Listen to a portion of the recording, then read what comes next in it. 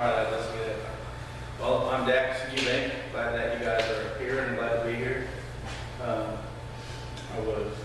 ran for governor in the primaries. I didn't win, but I think I did a pretty good job and I had a lot of fun. I got to see a lot of the state that I hadn't seen, met a lot of awesome people, and I spent about $7,000 on my campaign. I got 24,000 votes, so it came up to around 7 or 8 cents a vote. And my opponent beat me by spending almost $8 a vote for her 200,000 votes.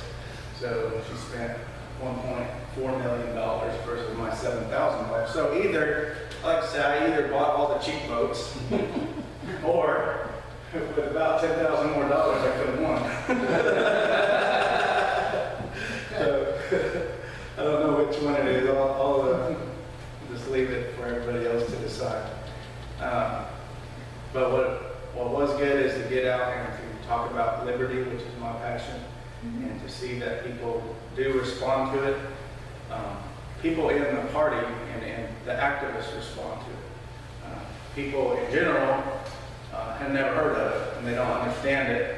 And even in the party, you know, we have our disagreements about what it means, what liberty means, and what it means to live under liberty or have a government that protects liberty. And we all have our arguments about that. But I think it would be refreshing if our public policy could change to where we spend more time arguing those arguments instead of arguing the things that we spend so much time arguing nowadays, which seems to be like, you know, how to redecorate the ballroom in the Titanic while it's going down, right? And not only how to redecorate it, but how to opulently redecorate it. And that's what we spend a lot of time doing, and deciding what color the carpet's going to be and where we're going to put the priceless works of art, and all while in the back of our minds, most of us know that this thing isn't sustainable and it's not going to last. And if we don't do something about it, we can either come in for a crash landing, or maybe we could guide this thing in and save some. But I'm a little bit disappointed in politics, to be real honest with you, because I don't see a lot of that kind of, those kind of people winning elections.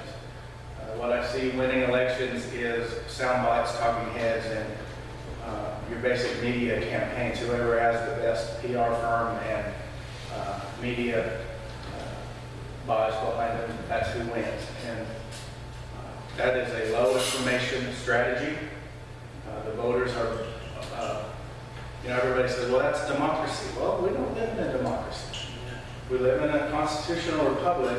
And in a constitutional republic, there's supposed to be some things that aren't up for a vote. My individual liberty, for instance, aren't supposed to be up for a vote by anybody. They're mine. I'm sovereign. You know, that's the difference between America and every other government that ever existed, is that supposedly we recognize the sovereignty of the individual, that there is no king above me, that I'm the king of me, right? And I can choose to put myself under the authority of whoever I want, but I can't choose to put you under the authority of whoever I want. And that's the idea of a constitutional republic. It's the idea of our country. It's the philosophies that our founders studied and thought about and wrote about and tried to enact. And we've gotten far, far away from that, particularly in the last 100 years, since about 1913, really since 1871, but moving on to about 1913 is when it really started happening, when we got the Federal Reserve. It was a bad year. When the United States Senate was abolished, in my mind, by the 17th Amendment, and the income tax and all those things started happening. And at that point, we lost our system of government. The idea of, it kind of speaks to this idea of the low information voter running everything, because the 17th Amendment, in fact, was based upon implementing that premise, that they wanted the low information voter to decide who was going to be in government. The 17th Amendment took the rights of the states away. It used to be the state legislatures appointed senators and could also recall them by legislative actions at the state level. And what that 17th Amendment is took that away and made it so that that became a vote of the people instead. And the reason that that happened was because at the time, similar to how it is today, but at the time it was newspapers and the editorial boards were owned by all the same people. And they found that it was pretty easy to manipulate public opinion by means of those editorial boards and newspapers, just like it's easy for them to manipulate opinion today by means of the media. And because of that, they realized that it would be a lot easier to manipulate 100 elections for 100 senators than it would be to manipulate thousands and thousands of elections for thousands of state representatives and senators, which is what was, if you wanted to buy a senator prior to the 17th Amendment, if you wanted to buy a federal senator, then you had to buy an entire state legislature, or at least in a majority of a state legislature, in order to accomplish that. But today you don't have to do that. All you have to do is convince the low information voter to vote for your guy. And they've got that down to an art. I mean, they know how to do that. The PR firms, and if you study people like Edward Bernays and the PR of the early part of the century, and the ability to influence public opinion, and how that was in the 20s. And if you imagine that if in the 20s they had this kind of ability to, and we're thinking about these kind of things, how much has that progressed, how much has that knowledge progressed today, and how much of those capabilities progressed today with technology, with everything that we have available to us. And so the point there is that the low information voter has run the country for quite some time. And when I say low information voter, what I mean is the people who can manipulate the low information voter have run the country for quite some time. And it's a great little scheme because it looks legitimate, because it looks like democracy. It looks like, well, he won the election. If you want something to change, why don't you run? That's what people always would say to me when I'm an activist, or when I'm on Facebook, when I'm out talking about what I believe should change, or when I'm in the party. I've been active in the party, and people say, well, if you want these things to change, why don't you run, and why don't you win an election? Well, I did, and the fact of the matter is that you have to be a professional politician to win these big elections. Marvin is the anomaly over here.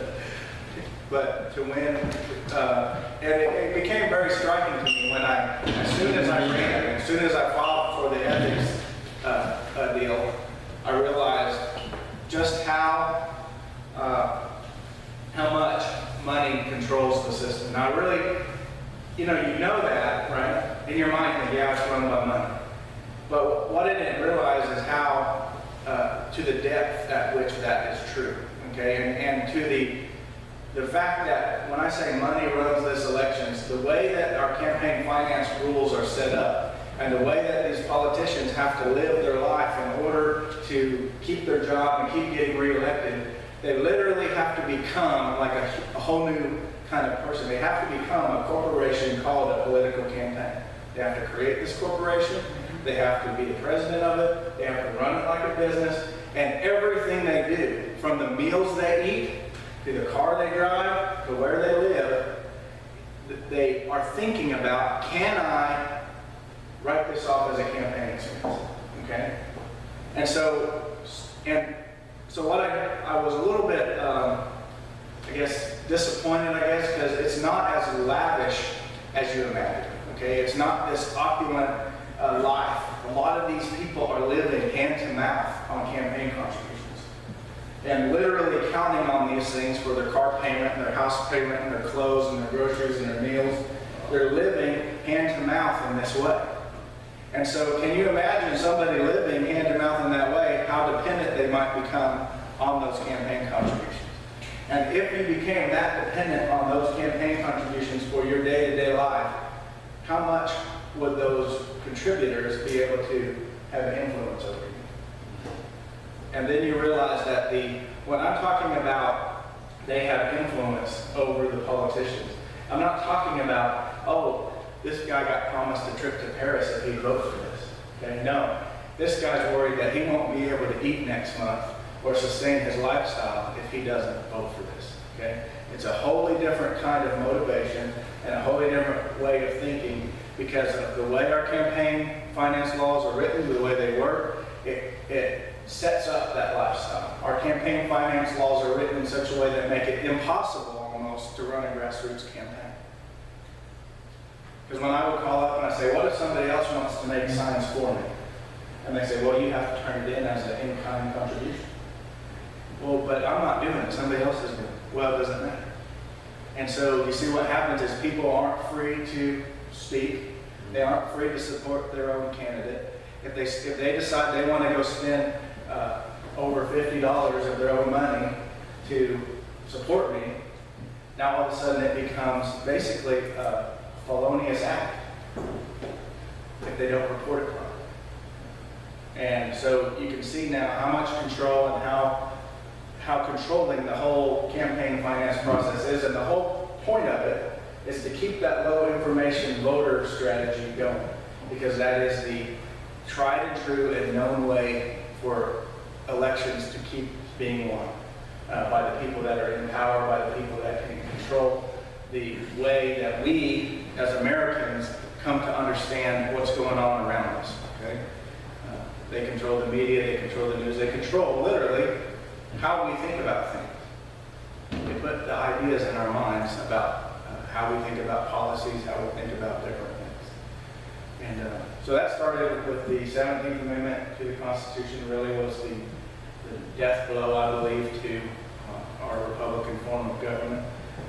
Prior to that, the reason we have a bicameral legislature in the federal level, have you ever thought about why? Because one house represented the people, the other house represented the states. Okay? And that was the tension that was built there on purpose, was that the people had a house of direct representation, and then the state governments as collectives had a house of representation. And then down below that, those house governments were directly representing the people. But it was all designed to make sure that there was always tension between anything that might have any power over your individual rights. Well, when you took away the state's government representation at the Senate, what happened is you took away all the power of the local state governments at the federal level. Okay, does that make sense? Yes. Mm-hmm. Because before, who was the senator beholden to? His state legislature. That's who put him there, and that's who you could call him home. But now, who is he beholden to? His campaign contributors. Because that's who put him there, and that's who can call him home. Right?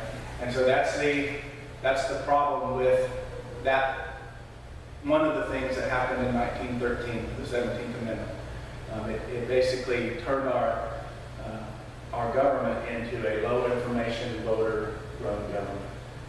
You know, people will say, well, what you don't like democracy? I said, no, I don't like democracy. I got an experiment for you. Go down to the state fair this week, okay? And just look around. That's democracy, okay? Those are the people that are going to be making the decisions about how your government is going to deal with your life and your property. Are you comfortable with that? Go to Walmart. Go to peopleofwalmart.com, okay? Have you ever been to that website? And those are the people that are going to be making decisions about how your government is going to run your life. Do you think they're going to have your best interests at heart? Sure, yeah, absolutely. Their best. We all have our own best interests at heart. And then when we hand those best interests over to other people and give them authority to do things that otherwise you or I wouldn't be able to do, that's a recipe for disaster. And so the idea of the Republican Party, in my mind, is that very word, republic, that's in the word Republican. Because the word republic means it is a system of government where the individual was sovereign. The individual had rights that weren't subject to anybody else. Okay? My right to life, liberty, and property are mine. And they're not subject to anybody else.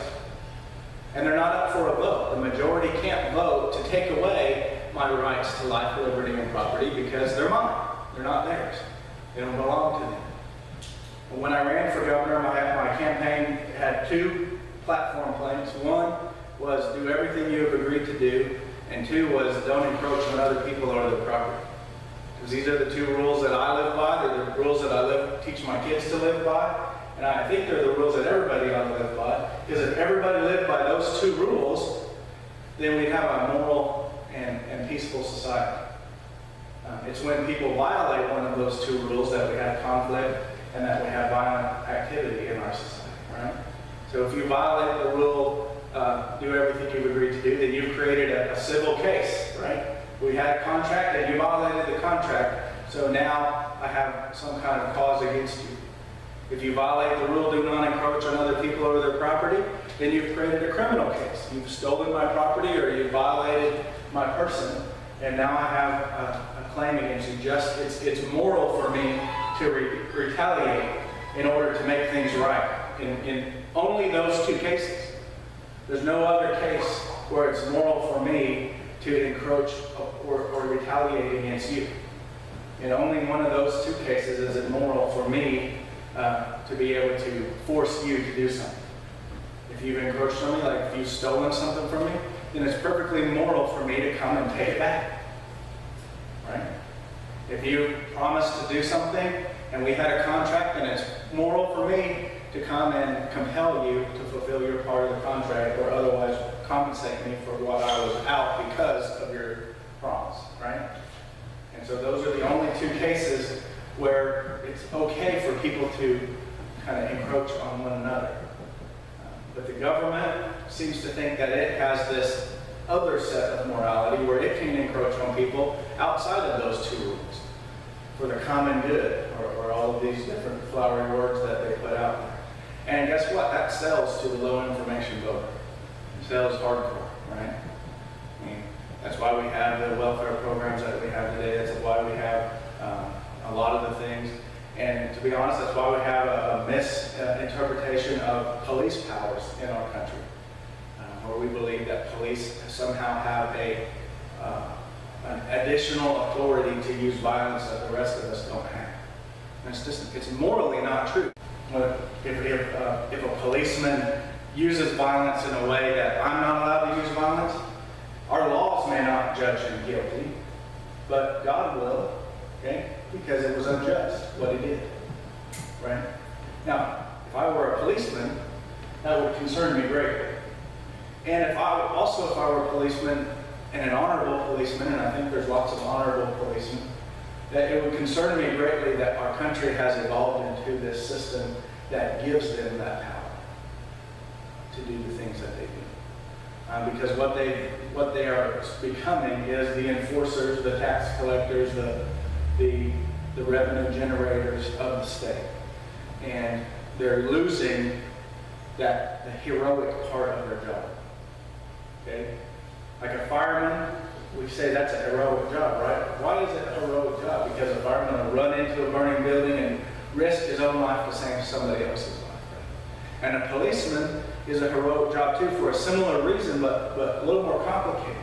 Whereas a policeman, traditionally, a peace officer, is a heroic job because this is a person that would insert themselves into a violent situation, okay, risking his own life in order to create peace, knowing full well that if he did so, that if he made a misjudgment in using violence, he would be subject to the same laws as everybody else. Right? So that's where the heroic part of law enforcement or peace officer comes from, is that very risk. And that the integrity that is required and the judgment that is required for a person to know when it's okay to step in and use violence or to insert themselves into a situation. So that in that sense, it's an honorable position, and we want those heroes among us, right? People willing to do that. What we don't want is people among us who think that they are above the law and believe that they can use violence at their at their discretion and have impunity, legal impunity from it when they do so. And we're seeing more and more of that. And it's causing all kinds of problems. You combine that with the welfare entitlement mentality that we have of a lot of the people in our country, and you combine that with the police entitlement mentality for their ability to use violence, and you pit those two groups against each other, and what are you going to get? You're going to get riots and all kinds of bad things happening. It's just it's like a recipe for it. It's like if you wanted to do this on purpose, that's how you do it, right? And that's what we've done, and that's what we're working towards in our country. And it's going to take principled people that are organized to educate people and to begin to teach people the truth. See, I believe that the human mind is rational, that it always is rational. Every human mind is always rational. Every person always makes rational decisions. And now you're saying, no, that ain't true. Because you just thought of 5 different things where somebody didn't make a rational decision. But they did make a rational decision. They made the decision based on the information they knew and their understanding of the facts. Okay? That's what everybody always does. And they did it for their own self-interest. Okay? Now, when the human mind begins to understand the truth as it really is about what liberty is, what your rights are, what the rights of other people are, their mind will begin to process that information and make decisions based on it. Okay? And so their decisions will change. Or they will begin to try to find ways to keep from doing that, to try to keep from thinking about those things. I call these firewall words, okay? The concept of firewall words, and I'm going to get into a few firewall words with you, and I hope you don't believe. Okay? Firewall words, it's part of that low information voter strategy, and part of the way that we control thought and control the conversation in our country is that we build ideas around certain. Are you already leaving? She's got to open her store. Storekeeper. Go ahead. Go open your store. Blood Steakhouse. Go run your business. Thank you. Sorry. See, but the firewall words, basically we're taught to think a certain way about certain ideas. And I see it everywhere I go. I went across the whole state, and I'll tell you some of the firewall words right now. Marijuana is a firewall word. Okay? Muslim is a firewall word. Okay? Mexican is a firewall word. And marriage is a firewall word. Okay? These are issues that we can no longer discuss rationally in our common society. Okay? Because people have been inculcated with ideas, and their mind has basically been taught to shut down critical thought when these ideas come up. Okay, so we can know people are polarized on one side or the other on these issues based on the kind of propaganda that they listen to, right? And they become embarrassed or humiliated to, they won't go beyond that predefined definition of what they have been taught to think about those ideas. And that's the firewall, okay? And it's very good for people that are trying to run campaigns because it makes the campaign easy to run. It makes it to where I can list out the issues, I can create my sound bites, and I can do all that within the realm of the firewall, and I'll slide right into victory, right? If I try to address ideas outside of those firewalls, I'll get hammered and squished in the media by predefined arguments that everybody just kind of parrots, and nobody really thinks about. And this happens all the time. Marijuana, let's talk about marijuana. It's a firewall word. And we've been raised for the past about 73 years in this country, or a little bit more, to think of that plant in a certain way. And the Just Say No and the drug war, and all of these things have a lot of money behind them, a lot of propaganda behind them, so that we can no longer think critically about the subject. And so we don't. And so what's happened is we have a gigantic police state apparatus and a gigantic problem at our border because of marijuana prohibition, and none of us feel comfortable talking about it. In fact, right now, some of you might not feel comfortable just because I'm talking about it. And that's because that's how we've been trained. That's how our minds, thoughts have been put into our mind that are okay, that we've been taught, these are okay to think. And when we start thinking outside that, we've been taught these aren't okay to think. Because if I were to say, just say yes to drugs, everybody would be like, what? Right? Because it's the opposite, right? Even though it's kind of hypocritical because drugs are an important part of our life. All kinds of drugs are, right? We go to the hospital, we get medicines, we get, okay, so there's a context, so a strange thought control process. And then when we talk about marijuana in particular, that conversation becomes difficult to have. And as a result of that, what I've seen personally is people being victimized by it in ways that are unconscionable to a free country. I have a friend right now, her name is Jackie Angel, and her mom's name is Brittany, and her dad's name is Kevin, and they live in Tulsa. They have a 3-bedroom house. They're not rich people. In fact, they're poor people. They depend on the state for some of their stuff, for senior care. I mean, these are working people. These are not anything fancy about these people. They're nice people. They're good people. But by no means are they, do they have the means to make it all the way by themselves. Her daughter has an epileptic disorder. She has up to 200 seizures a day. She's 2 years old. And it's awful to watch. I've met her daughter, held her daughter in my hands. She's the sweetest little girl, and she will seize uncontrollably. Marijuana, there's an oil made from marijuana that will take her from having 200 seizures a day to 8 in one day. And all they do is take the marijuana plant, distill the oil out of it. They get rid of the THC, the content that makes you high or that has the psychotropic effect is very, very low. The kid doesn't experience any kind of intoxication from it. And the seizures stop. Because the marijuana also has another compound in it called CBDs. And these CBDs are being shown to be very effective for kids that have epileptic disorders. And in Oklahoma, there are several kids that have this disorders. I can name 3 or 4 of them. I can name Jackie Angel, I can name Zoe, I can name Ava Grace, and there's a couple more.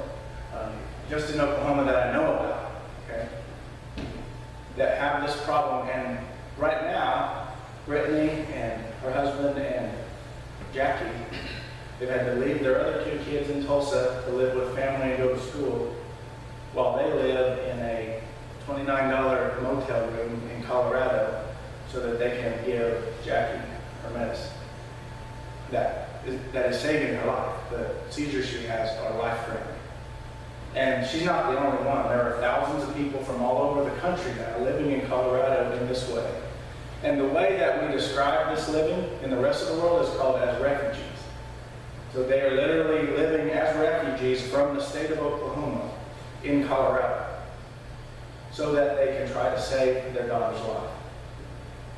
Okay? And to me, that's because of our laws in Oklahoma. Because if they were to bring that medicine across state lines, and if they were to be interdicted by law enforcement, they could face life in prison in Oklahoma because of the form the medicine is in. Because it's an oil-based form, and in Oklahoma law, making hash oil can be punishable by life in prison. Having that much oil and the amount of oil they need to do her treatments for any kind of regular basis would automatically get them charged with having an intent to distribute the drug.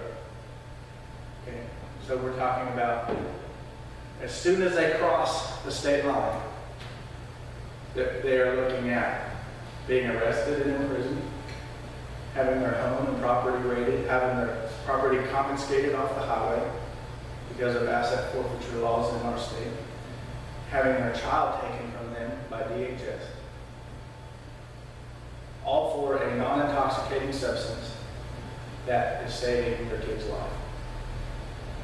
And these are the laws in our state. Now, does that sound like the laws of a republic that protects the rights of an individual to life, liberty, and the pursuit of happiness, or to life, liberty, and property? It's not at all. In fact, it sounds like some kind of crazy dystopian science fiction tyranny. Because it is. That's what we're living in. And the people that are doing it are living in that mindset, that low information voter firewall mindset. And they believe that it's okay to imprison or interdict this medicine from these people because they're keeping us safe from drugs or whatever it is. I had a friend in Tulsa, went to Tulsa, Oklahoma for a natural cancer therapy. The therapy consisted of taking apricot kernels or a liquid made from apricot kernels and vitamin C and DMSO, all our natural products, okay? Every one of them you can buy online and have it shipped to your house. They had a naturopath and a medical doctor had a clinic up in Tulsa that offered this therapy. And my friend, who was dying of cancer, found them because she was looking for somebody who offered this treatment. This is the treatment she wanted because she didn't want to go the route of radiation and chemotherapy. This was her choice. Okay? She took that responsibility for her life upon herself, did her research, and made this choice. Okay?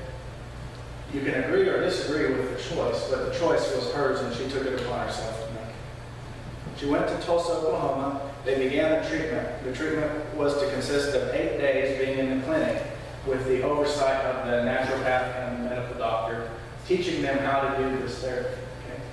Okay? In those 8 days, her symptoms began to improve. On the 8th day, they were scheduled to go home and continue the therapy at home. So she had seen improvement in the 8 days there that they hadn't seen before, and her cancer was aggressive at this point. On the 8th day, as they literally, my friend's husband had his coat in his hand and their medicine in a box, they were walking out the door when agents from the FBI and DEA raided the clinic, pointed guns at them, took their medicine, took their money, took the medicine of every patient in the clinic. This happened in Tulsa, Oklahoma, just last year. And to this day, and then my friend died 2 months later. And I believe it's because that raid stole their hope and put their treatment that they were on in such a chaotic mess because they lost their doctor, they lost their naturopath, and then after that point, they missed the therapy for a week or so as they were scrambling to try to get stuff brought to their house. They had spent all their money on the therapy, and the government now had seized it. And the agent of the FBI literally looked at my friend as he's taking her medicine and says, "We're doing this for your own good."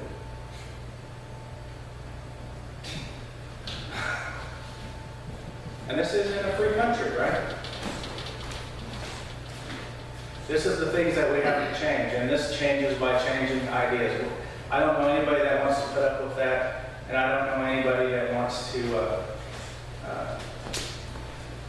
live in a place that happens to people. I want to live in a place where violent criminals are interdicted by law enforcement.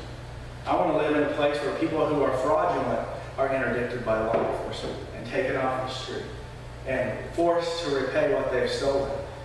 And I have no problem with violent criminals being thrown in a cage because we put things in cages that can't control themselves. That's why we have jails. Because if you've proven that you can't control your body, then we're going to put your body in a cage where it can be controlled. If you can't keep from encroaching upon other people with yourself.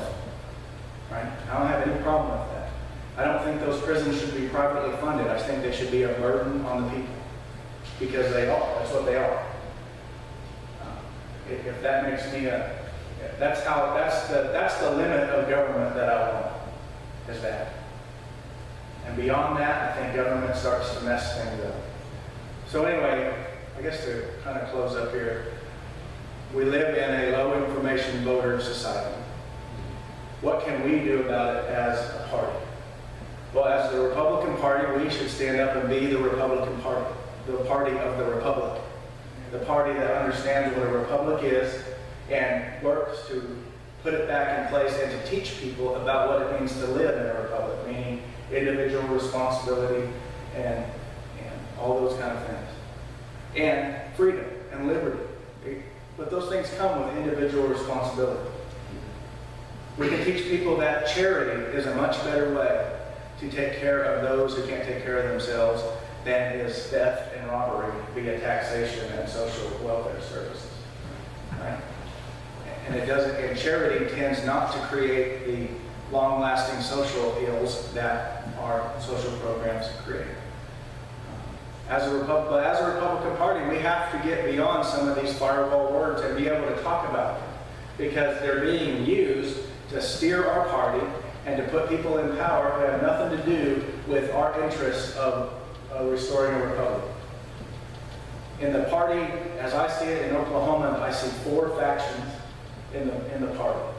And I see the Ron Paul faction, I see the Tea Party faction, I see what I call the establishment faction, and I see the Chamber of Commerce faction. Okay, and here's how it works. The Ron Paulers, the Tea Partiers, and the establishment people, they're all probably in this room right now. Some of each of those are represented right now. We're the ones that show up to the meetings and go to the conventions and we fight with each other, and sometimes we don't like each other and sometimes we do, but we're trying to run the party. Okay? We're the activists, the people that actually think that the party has some merit and can do some things. It doesn't matter where you fall in those categories, you can probably figure out which one you are. But then there's the Chamber faction. The Chamber faction, what they do is they pay for all the candidates and the PR campaigns and get all the low information voters to vote for these guys. And then when these guys show up at our meetings, they expect us to fawn over them like they're superheroes. And that's how it works. And that needs to stop. Because our party is being bought by the Chamber crowd, and these politicians are being put into place that run their agendas and have little or no care for our liberty or anything else. Okay? A lot of the policies that we find ourselves under, like look at the marijuana policy. The marijuana policy is a great one because it's a firewall word that people have a difficult time talking about because they're uncomfortable about it. But the result of it, there is some big money in private prisons. There is big money in pharmaceuticals. There is big money in textiles. There is big money in the agricultural portion of the hemp industry that's being denied by our laws. Okay? And so that have our party's name behind them, and they're not interested in our rights or our freedom at all. And they are not allowing us to be able to have, even if we have the conversation, the way that our system is set up is that the low information voter wins the day. Okay? And we can change that, though, in Oklahoma by going back to a caucusing style of primary, for one thing. In a caucusing style of primary, the activists will take the candidates. And activists are not low information voters, by the way. And activists at least have to show up at a caucus, you at least have to show up and argue your point and pick your guy. Caucuses, are they a lot more complicated? Yes. Are they more confusing? Yes. Are they hard to manage? Are they a logistical nightmare? Yes, yes, yes, and yes. But will they vet better candidates? Yes. Caucuses would vet better candidates because it's not like we want to deny people their right to vote, but what we want to do is present them with candidates that actually stand for the principles of our party. And we're not doing that right now. What we're doing is presenting them with candidates that fit the narrow bandwidth of the low information voter profile. And that's what we're providing them with. Just look at it. Look at our race for governor. We got this much substance in that race. And we're missing out on a lot. So I would encourage you to be active in the party. I know we got some people. The reason I'm here today is because Marlene and Rick and a few others are at the state committee today. And I know there's a lot of us in the party who want to get back to caucusing, but we have a lot of other fights that we're going to have to fight before we even get to have a say in those kind of decisions. And I think to do that, we have to recognize those firewall words. We have to sometimes stay away from those arguments, and sometimes let them happen. Just depends on what we're trying to accomplish.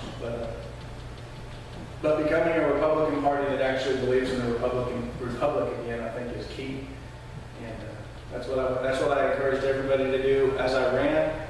And I think by 2016 we could have something like that put together.